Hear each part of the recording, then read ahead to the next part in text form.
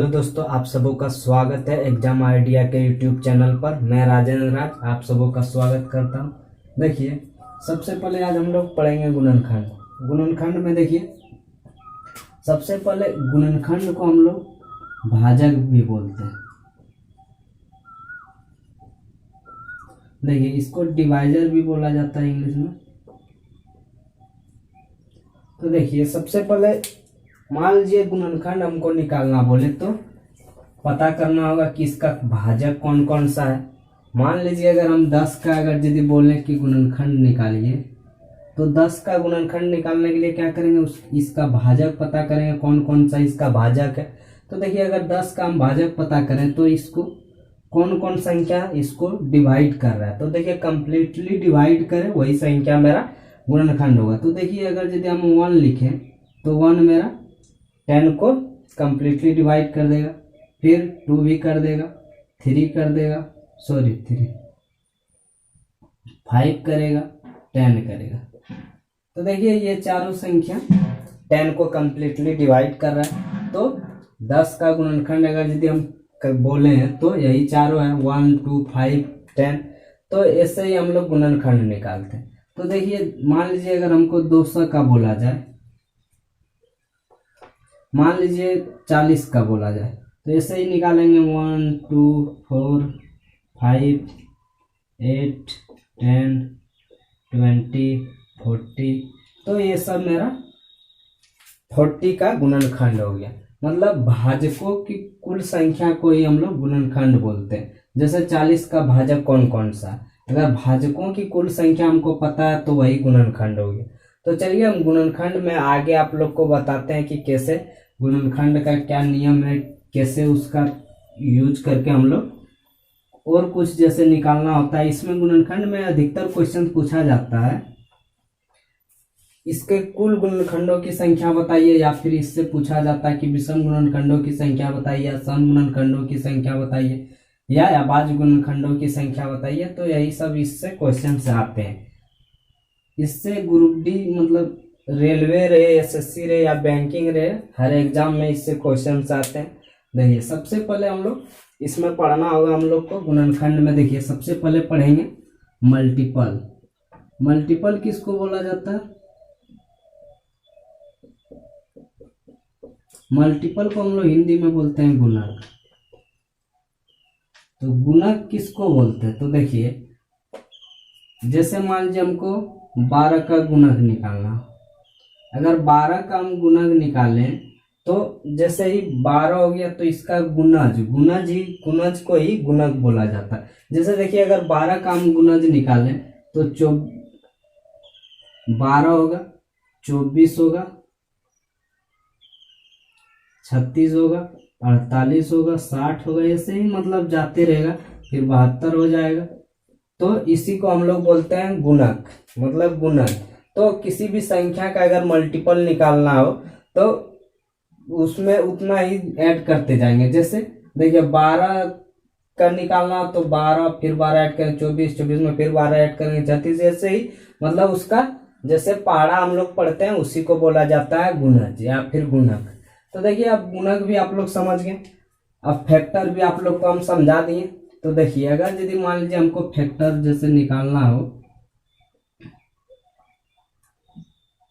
जैसे फैक्टर्स में देखिए, हम सबसे पहले आप लोग को बता दें कि मान लीजिए अगर 200 का अगर हम फैक्टर करते हैं तो कितना कितना होगा। तो देखिए, 1 हो जाएगा, 2 हो जाएगा, 4, 5, 8, 10, 20, 25, 40, 50, उसके बाद हो जाएगा 100, उसके बाद 200।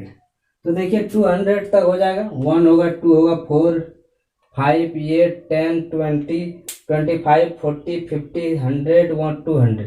तो देखिए, इतना हो जाएगा इसका गुणनखंड। अब देखिए, इसमें क्वेश्चन से ऐसा पूछा जाता है कि कुल गुणनखंडों की संख्या बताइए। तो इतना अगर हम करने जाएं कि गिने, तो देखिए 1, 2, 3, 4, 5, 6, 7, 8, 9, 10, 11, 12। तो 12 गुणनखंड है इसका। 200 का अगर पूछा जाए कुल गुणनखंडों की संख्या बताइए, तो कुल गुणनखंडों की संख्या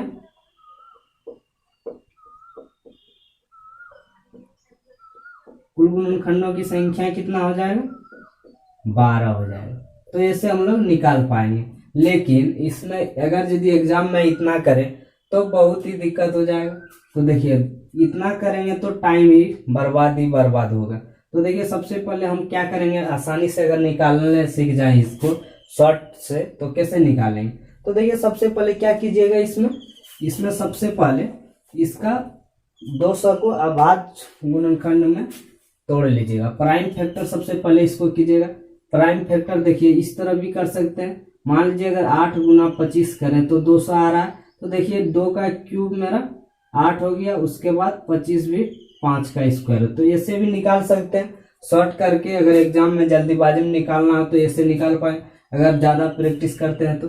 अगर इस तरह नहीं निकाल पा रहे तो इसको अभाज्य गुणनखंड इस तरह भी निकाल पाएंगे। सबसे पहले देखिए इसमें 2 से भाग देंगे। अगर यदि 2 से नहीं लगता तब 3 से नहीं, 4 से नहीं तो 5 से। तो सबसे पहले 2 से देंगे। देखिए 100 बार में 200 दिए, 100 बार में फिर से 2 से देंगे तो 50 बार में, फिर 200 देंगे तो 25। अब 5 से देते हैं क्योंकि 2, 3, 4 से नहीं जाएगा, इसलिए 5 से दे रहे हैं तो 5 बार में। फिर 5 से अगर देते हैं तो 1 बार में। तो देखिए 2 का क्यूब हो गया, 1, 2, 3 मतलब 2 का पावर 3। तो 2 का क्यूब हो गया, 1, 2 मतलब 5 पर पावर 2, तो 5 का स्क्वायर हो गया। तो ऐसे हम लोग निकाल पाएंगे। अब देखिए इसको प्राइम फैक्टर में सबसे पहले हम तोड़ लिए।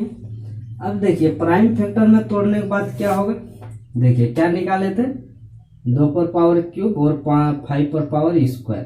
तो देखिए इसको निकाल लिए हम। अब इसमें कुल गुणनखंडों की संख्या निकालना आसान है। देखिए इसमें कुल गुणनखंडों की अगर संख्या बोला जाए, टोटल नंबर ऑफ फैक्टर, तो देखिए टोटल नंबर ऑफ फैक्टर अगर निकालना हो तो क्या करेंगे, पावर जो है 2 पर पावर 3 और 5 पर पावर 2, तो दोनों में 1 1 ऐड कर देंगे। 1 + 1, 3 + 1 इंटू 2 है तो 2 + 1, तो कितना हो जाएगा, 4 इंटू 3 तो 12 हो जाएगा। ऐसे हम लोग निकाल पाएंगे। देखिए 12 निकालने अगर गिनती करते हैं तो 12 आ रहा है। तो कुल गुणनखंडों की संख्या ऐसे निकालेंगे। अब इसमें पूछा जाता है कि विषम ऑड नंबर ऑफ फैक्टर, विषम गुणनखंडों की संख्या पूछा जाता है।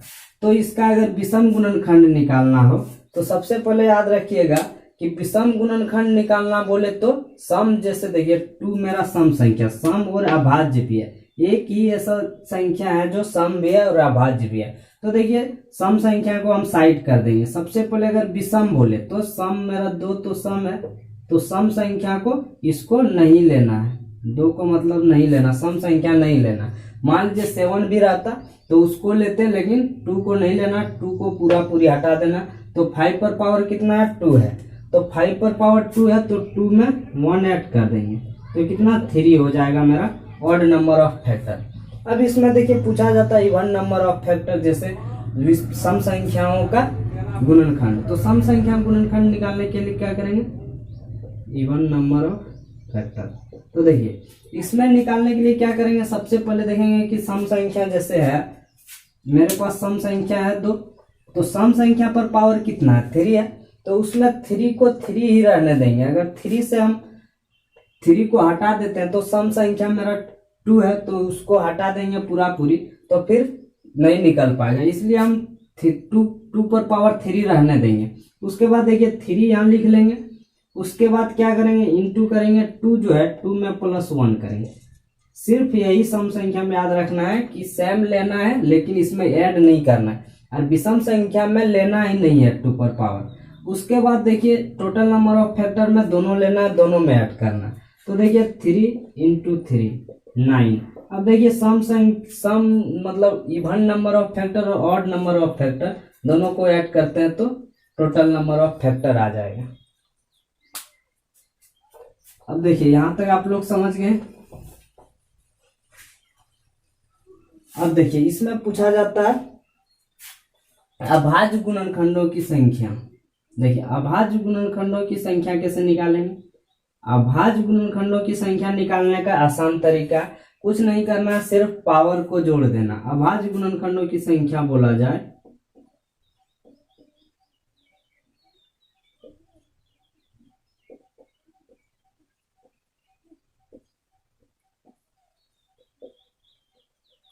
अभाज्य गुणनखंडों की अगर संख्या बोला जाए तो कुछ नहीं करना, सिर्फ दोनों पावर जो दिख रहा है आपको 2 पर पावर 3 और 5 पर पावर 2, तो 3 + 2 अगर कर देते हैं तो 5 मेरा अभाज्य गुणनखंडों की संख्या निकल जाएगा।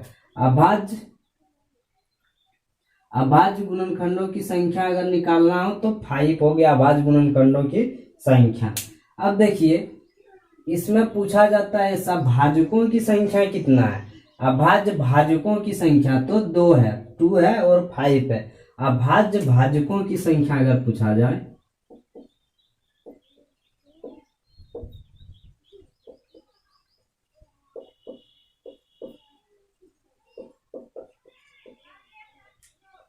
अभाज्य भाजकों की संख्या पूछा जाए तो हम 2 और 5, मतलब 2 है, कौन कौन सा है तो 2 और 5 है, यही 2 और 5 मेरा अभाज्य भाजकों की संख्या है। यहाँ तक आप लोग समझ गए।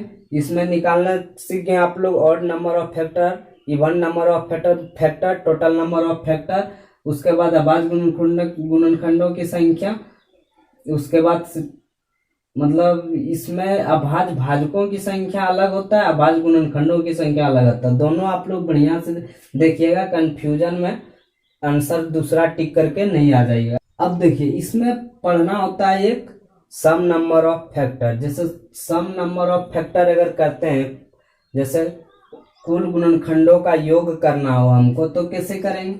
सबसे पहले देखिए हम इसमें 2 पर पावर हम 3 जानते हैं इसका गुणनखंड होता है, और 5 पर पावर 2 होता है, मतलब इसका अगर गुणनखंड करते हैं तो ऐसे हम लोग।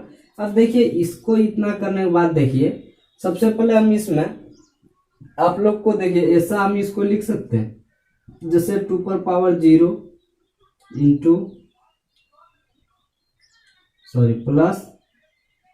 इंटू करना इंटू 2 पर पावर 1 इंटू 2 पर पावर 2 इंटू 2 पर पावर 3। देखिए 0 से शुरू किए, उसके बाद हम जैसे 0 से 3 तक गए, यहाँ 3 है मतलब 2 पर पावर क्यूब है तो हम क्यूब तक गए। उसी तरह 5 पर पावर 0 इंटू 5 पर पावर 1 इंटू 5 पर पावर 2,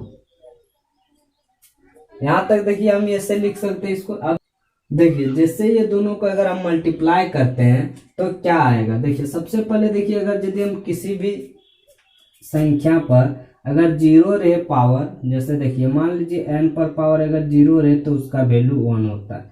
अगर मान लीजिए 5 पर पावर 0 रहे, किसी भी संख्या पर दुनिया का कोई भी नंबर हो उसका अगर उसके ऊपर अगर पावर 0 है तो उसका वैल्यू 1 होता है। तो 1 जैसे हुआ, अब देखिए 5 पर पावर भी 0 है तो 1 हो गया, तो 1 इंटू 1 अगर हम करेंगे तो 1 आएगा। उसके बाद देखिए 1 आ गया, 1 से फिर 5 में 5 पर पावर 1 है तो 5, तो देखिए 1 इंटू 5 5 हो गया, फिर 1 इंटू 25 5 पर स्क्वायर है तो क्या हो जाएगा 5 पर पावर स्क्वायर तो 25 हो जाएगा, 5 इंटू 5 तो 5 25 इंटू 1 25। उसके बाद 2 पर पावर 1 है तो 2 हो गया, तो 2 इंटू 1 2, 2 इंटू 5 तो 10, 2 इंटू 25 50, 2 पर पावर स्क्वायर है तो मतलब 2 पर पावर 2 है तो 4 हो गया, 2 इंटू 2 4, तो 4 इंटू 1 4, 4 इंटू 5 20, 4 इंटू 25 100। देखिए यहाँ तक आप लोग समझ गए होंगे उम्मीद करते हैं। अब देखिए 2 पर पावर अगर क्यूब है तो 2 इंटू 2 इंटू 2 मतलब 3 बार तो 8 हो गया। तो 8 को देखिए सबसे पहले हम कैसे लिखेंगे, अब 8 को मल्टीप्लाई कीजिए, 8 इंटू 1 8, 8 इंटू 5 40, 8 इंटू 25 तो 200। तो देखिए 12 को हम जो आपको गुणनखंड करके बताए थे तो वही 12 आपका आ गया। तो हम कह सकते हैं कि ऐसा हम लिखें तो ये मेरा सही है। इसीलिए हम टोटल गुणनखंडों की संख्या इसमें ऐड किए थे 1 1। क्यों ऐड किए थे, क्योंकि देखिए 1 2 3 4 है तो हम 3 है 2 पर पावर क्यूब है तो हम इसीलिए 4 मतलब लिए थे 1 1 ऐड किए थे, क्योंकि 4 गो होना चाहिए, इसमें 3 गो होना चाहिए, इसीलिए मेरा टोटल गुणनखंडों की संख्या सेम आया, क्योंकि हम 1 ऐड किए थे। अब देखिए यहाँ तक आप लोग समझ गए, उम्मीद करते हैं यहाँ तक आप लोग को समझ में आ गया हो। अब देखिए आगे जैसे सम निकालना हो तो क्या करेंगे, सम अगर निकालना हो तो यहीं से निकल जाएगा। देखिए सबको ऐड कर दीजिए, मान लीजिए किसी भी संख्या का अगर सम निकालना हो तो कुछ नहीं करना, इसी को ऐड करना होगा। तो 2 पर पावर 0 प्लस 2 पर पावर 1 प्लस 2 पर पावर 2 प्लस 2 पर पावर 3, इसका वैल्यू 1 प्लस 2 प्लस 4 प्लस 8। उसके बाद इसका देखिए 0 प्लस 5 प्लस मतलब 1 हो जाएगा, 0 पर पावर 5 पर पावर 0 1 5 पर पावर 2। अब देखिए इसको जैसे लिखेंगे 1 हो जाएगा, 5 हो जाएगा, 25 हो जाएगा। तो देखिए इसको ऐड करेंगे तो 3 और 4 7 और 15 हो जाएगा आपका, 15 इंटू 31। तो दोनों को अगर मल्टीप्लाई करते हैं तो 465 आ जाएगा।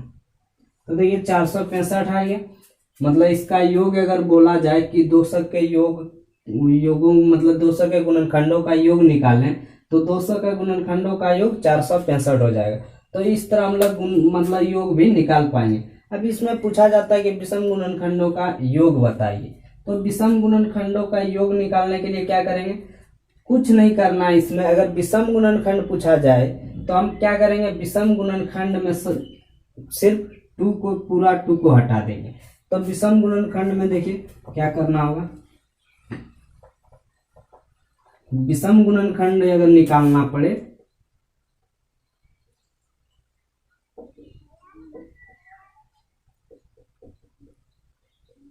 विषम गुणनखंडों का योग निकालना पड़े तो कुछ नहीं करना है, सिर्फ इसको लिखना 1 5 प्लस 25। तो मेरा देखिए कितना आ जाएगा 31 आपका आ गया विषम गुणनखंडों का योग। अब देखिए सम गुणनखंडों का योग पूछा जाता है,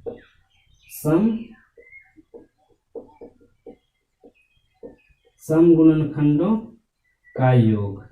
तो सम गुणनखंडों का योग निकालने के लिए क्या करेंगे, सिर्फ इसमें एक ठो यही संख्या जो है 2 पर पावर 0 इसको नहीं लेना है, बाकी बात सबको लेना। तो क्या हो जाएगा देखिए 2 पर पावर 1 है तो 2 प्लस 4 प्लस 8। अब देखिए इतना हो गया, इसमें देखिए 31 आएगा आपका।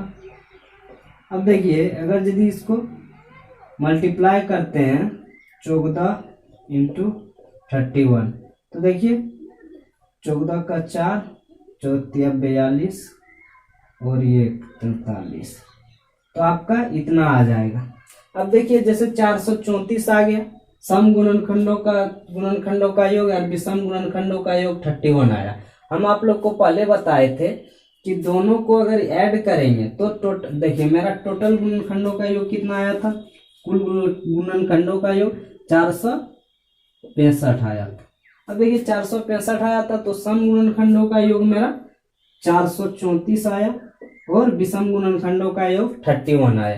तो देखिए 31 और 34 को ऐड करते हैं तो 5 6 और 4, कहने का मतलब मेरा सही है। अगर यदि मेरा दोनों का योग विषम गुणनखंडों का योग और सम गुणनखंडों का योग अगर दोनों को फिर से योग करें मतलब ऐड करें तो कुल गुणनखंडों का योग आ जाएगा। तो देखिए मेरा आ गया, तो कहने का मतलब यहाँ तक सही है। देखिए यह वीडियो बहुत ही थोड़ा मतलब लंबा हो गया, आप लोग को आगे हम बताएंगे कि जैसे गुणनखंडों के वर्गों का योग मतलब जैसे पूछा जाता है इसमें 200 के ऐसे कितने गुणनखंड है जो 4 का मल्टीपल है या 40 का मल्टीपल है या 20 का मल्टीपल है, ऐसा पूछा जाता है। इसीलिए हम मल्टीपल के बारे में आप लोग को बताए थे। अब देखिए इसमें पूछा जाता है और ऐसा क्वेश्चन कि 200 के ऐसे कितने गुणनखंड है जो कि पूर्ण वर्ग है या फिर पूर्ण घन है, ये सब पूछा जाता है क्वेश्चन। तो हम अगला क्लास में आप लोग को बताएंगे इसके बारे में। उसके बाद हम फिर से एक और क्लास लेंगे जिसमें कि सारा प्रीवियस ईयर का क्वेश्चन हम इसमें हल करेंगे, आप लोग को गुणनखंड के बारे में टोटल गुणनखंड से आप लोग को बताएंगे। चलिए आज के लिए इतना ही रखते हैं। थैंक यू, धन्यवाद। ज़्यादा लंबा वीडियो हो गया, इसलिए आज के लिए इतना ही रखते हैं। थैंक यू, धन्यवाद।